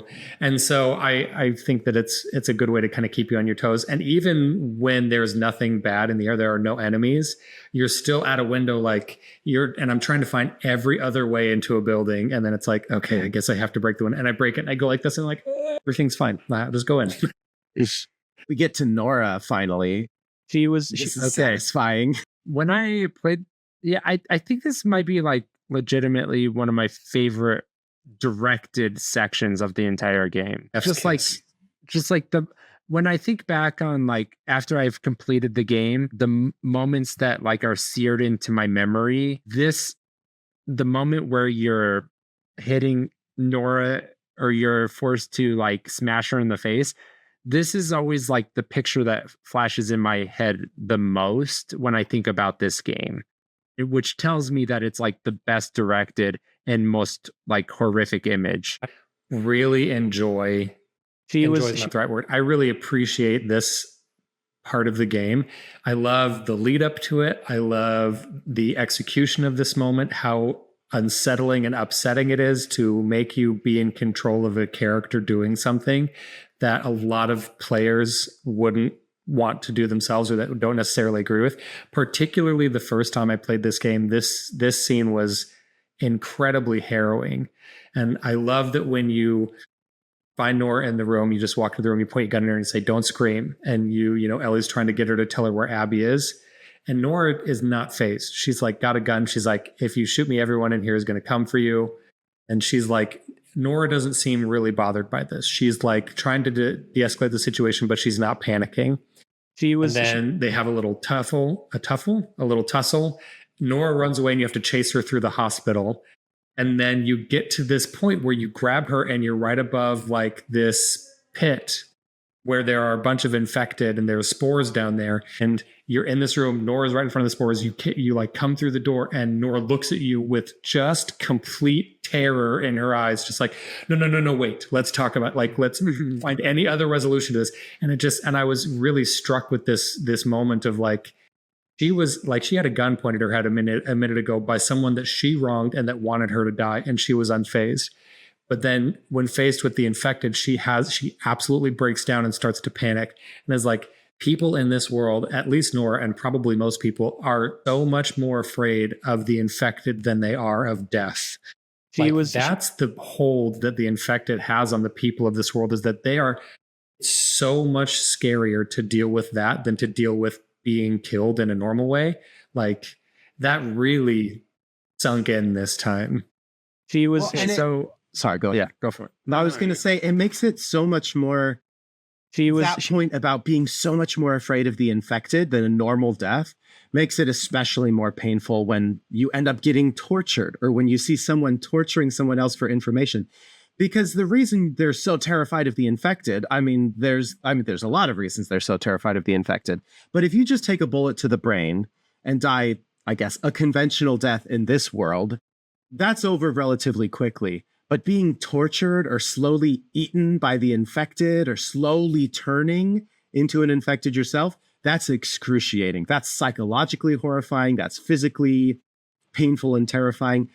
I agree with you. Like, seeing the terror on her face before she faces the spores and infected, rather than Ellie potentially popping her in the face and having a quick death, that speaks volumes to the way that people live in this world. And then when you're faced with killing Nora as Ellie and torturing her, that's like, oh, you didn't avoid either fate. You got the worst of both situations. Not only are you infected and facing the spores, but now you're also getting tortured. It's like the absolute worst of both worlds.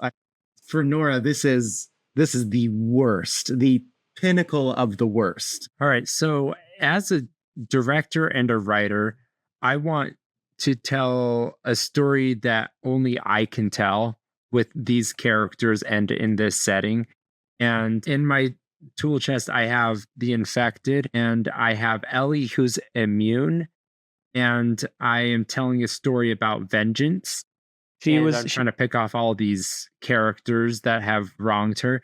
And so we haven't actually seen this before, but like, you want to tell like something power and evocative that nobody else can tell in any other story.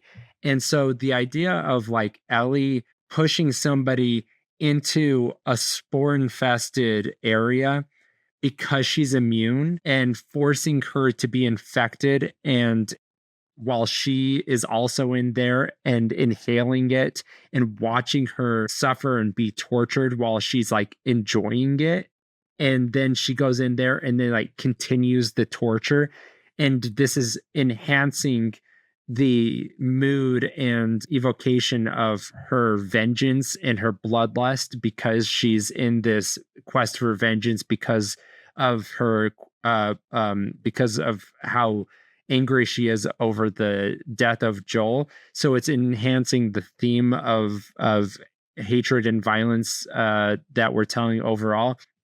The reason that this is so powerful and we couldn't is because we couldn't show this scene, and we couldn't show this with any other characters, and we couldn't show this in any other zombie game, or we couldn't show this in any other story. Like, this is something that's powerful because it could only be told in this story, and they took it to the most extreme conclusion. So it's just like they own this. This is a very powerful chapter, and it is told masterfully. And I think that's why when I think about this game, this is the chapter I think of, because only they can tell this chapter. It's wholly unique to this world and to Naughty Dog's brand of storytelling.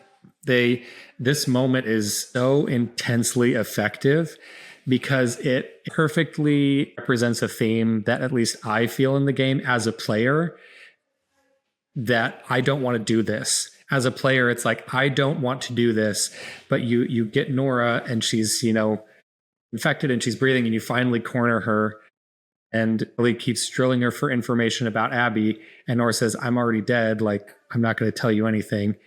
Why would I tell you anything? And Ellie goes, well, because I could make it quick, or I could make it so much worse. Mm-hmm. And then Nora goes, she makes a mean comment about Joel and about how he cried out and, he deserved what he got. And then Ellie is like, okay, well, actually, I think she made the comment about Joel earlier. Forget that. But then the cutscene is over. The control is handed back to the player, and the camera is not on Nora. The camera is on Ellie's face. You see her. She's just sitting there, breathing very heavily, and you can see this hatred in her eyes. And then a button prompt comes up on the screen, and I'm just sitting there like, I don't want to do this. I don't just go home, Ellie. I don't want to do this. Nothing good is going to come from this. Like, I don't want to do this, but you have to push the button. And in this moment, I felt particularly impressed that this game, the story, the plot, the writers are holding the rest of this game hostage, while saying, if you want the rest of this game, you have to do this unspeakable thing. And it's putting that on the player, which is really effective because it causes this dissonance between you and the character. At least for me, it did. For others, it might be like, yeah, let's kill Nora. I hate all these people. But for me, it caused this dissonance where it's like, Ellie, please stop. And it makes you it doesn't make you hit her once. It doesn't make you hit her twice. It makes you hit her 3 times before the scene cuts out. And it's such beautiful directing. You hit her once, and Ellie's breathing gets heavier, and the music intensifies slightly, and the shift of in her eyes, her brow furrows, and it's so perfectly acted. And then you hit her again, and it gets a little bit more intense until the music is thumping in your ears and it's drowning everything else out. It's almost an audio, like a painful audio experience where it's just kind of overwhelming. And and then visually, the whole scene is bathed in red. There are no other colors used. It's red and black for shadows. And sometimes when there's a really heavy light, there's you get other hints at hues of this. Nothing. It's all red. Throughout this game, they have used red to symbolize infection. And in this moment, you get to see revenge fully infecting Ellie's mind with every hit. That thought process gets more solidified every hit. You hear Nora whimper and cry every hit. You feel Ellie's rage grow, and it's so intense and so upsetting. I almost stopped playing the game after this the first time I did it because I was just drained. I was like, I don't know if I can do the rest of this game. That's all beautifully. I hardly have nothing to add. I mean, you laid out everything I wanted to talk about. All right, talked for a long time. It's so good. So good. It's so good. Mentioning the red, mentioning the infection. I had that thought, I did not want to push the button. I did not want Ellie to go down this path. And I found myself thinking in this moment, or reflecting on it afterward, thinking, well, that's what Joel would have done. Right? And that's what Joel would have done. And that's exactly what Joel did not want Ellie to have done. And that's, I think, the saddest part to me about all of this is she's doing this for Joel. She's doing what Joel himself would have done. And it's exactly not what Joel would want Ellie to have done in that moment. Like you said, the red symbolizing the infection. This is that completion, that cyclical nature of her and Joel's relationship. that now she's become infected with that Joel virus, with that revenge, that need to get hers and to make it right in her own way. That infection has come full circle, and it's completely cyclical. It's so sad to take part in this, and it's really troubling that this is this part of the game that sits with me. I had to take a break after this scene because I felt so gross for having done it. I felt so devastated for Ellie. Yeah, chef's kiss to how amazingly psychologically damaging this section is to play. I felt so awful afterward. Yeah. It's one of the main reasons where when I recommend this game to people, I'm like, I love this game and I will totally understand if it's not your thing. It's a hard game to play. Yeah. So, I mean, I think, yeah, there's something symbolic about her, like jumping into the spore infested basement where Nora's getting infected, but she's the one that actually gets infected. And she's been completely consumed by it. And this is what this game really focuses on, is the cognitive dissonance, where here they try to force you to not want to kill Nora, and then they force you to kill her. And then they try to force you to not want to play as Ellie, and then they force you to play as Ellie. And then at the end, they try to force you to not want to kill Abby, and then they force you to fight Abby. Like, in so many ways, they try to teach you not to want something, and then they force you to do it. And that cognitive dissonance is trying to force you to reconcile like your higher reasoning with like your lower reasoning, or just like trying to get you to like understand, why are you feeling one way and why are you thinking a different way? And it wants you to like actually it wants you to actually have an inner dialogue. It wants you to actually have that discussion with yourself and figure that out, because it wants you to, I don't know how to put it, but like it wants you to become a better person for like having made that journey for yourself by playing the game and reconciling these hard gray philosophical questions and these morally complicated things that are very complicated. Yeah, I love it because it's a story.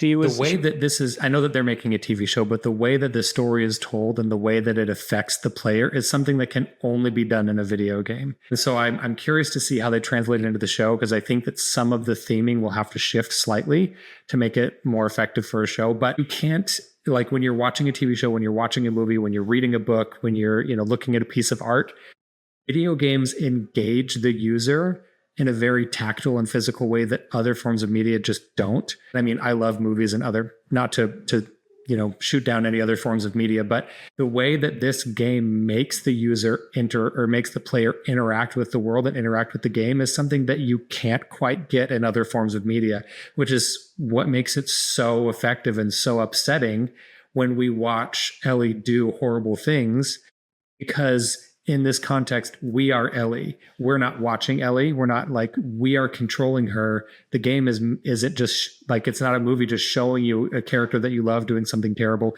It's putting them in their shoes and then making you do something terrible. And it's so effective. Yeah, I know I've mentioned that before, but just the last thing I'll add is that making it a personal element in a video game, I agree. That's what makes playing these kinds of video games, this game in particular, so powerful. It's what makes this, this art for me so meaningful that I don't get from a movie. It's a very different type of relationship you have with the character. But when you have to be the person to push the button to do something terrible, and you have all of your feelings, you take it so personally in this game in a way that, you're right, Eric, I don't think you can achieve in another form of media in quite the same way. It's beautiful and awful, and I love this game for that. There's just a couple little things there. So Ellie, after the killing of Nora, we cut back to the movie theater. So Ellie comes back to the movie theater and is greeted by Dina and Jesse, and she's just trembling, and she's making a fist, and she's in complete shock, like dissociation at this point. Yeah, and she's covered in blood, and she pulls out the map and says she got the information that Abby's at the aquarium. And then it kind of comes full circle. It's a nice way to end the day because at the beginning of the day, Super lovely. super lovely. It's heartfelt and at the beginning of the day, Jesse comes to the movie theater and we see Dina attend to Jesse. And now we see Ellie come back and Dina needs to attend to Ellie. She takes Ellie's shirt off, begins rubbing her back, tries to clean some of the blood off. And you're watching Ellie's face try to make sense of everything she just did and the shock and the trauma of it all and everything she just went to. And all Ellie says is, it made her talk. And then Ellie begins to break down. And that's really difficult to watch because you've seen Joel do this before where he's tortured people for information and he's done terrible things. But Joel doesn't have this reaction afterward, right? He's already gone through this. Not his first rodeo. Yeah, this isn't his first time having to torture information out of someone and doing something awful. But for Ellie, we've never seen her do something like this before. And for her, it weighs heavily. It weighs heavily on her mind. And Dina attending to her in that moment is so, again, I'm using the word beautiful, not because it's a nice thing. I'm using the word beautiful. The way that Dina is just there for her. She just holds her. She kisses her on the shoulder. She doesn't, I don't think there's anything you can really say in that moment to comfort Ellie. But her face speaks so loudly after she says, I made her talk. And you watch Ellie's face crestfallen and devastated and tackling all these feelings that she's feeling. And then the only other thing Ellie says is, I don't want to lose you. And following Ellie's train of thought in that moment is like as a novel all in and of itself. Her mind going from what she just did to her feelings about Joel, to her feelings about Dina, to her fear of being lonely, to her fear of losing someone else close to her. What might losing Dina be like? Is it going to send her down a whole nother journey like the one she's doing right now? For Joel, would she do this? She have to do this all over again if she were to lose Dina?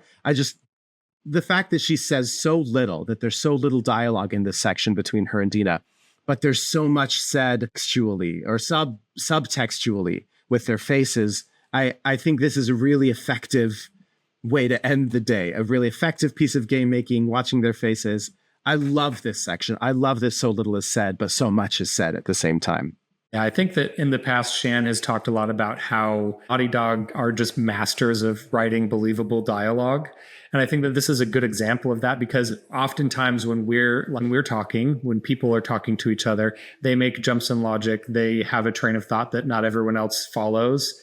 I have one of my younger brothers is autistic and he will all the time, like he'll say something and then he'll say something else. And we're like, what are you talking about? He just like makes these jumps in logic. And so it's interesting to see Ellie kind of make a jump from I made her talk to I don't want to lose you. And then for you to have to kind of like try to follow her train of thought and her path of logic. It's just an incredibly believable way to write dialogue. It doesn't feel like they're like just writing a story because they're trying to tell a story. They're writing what they've created these characters and then they write dialogue that they really believe that these characters would say. And it's a weird distinction, but it's an important distinction. And it's how you make characters seem believable as real characters and real people, unless like just platforms for dialogue. Yeah. So why do you think she made that leap in logic? I have my thoughts, but okay.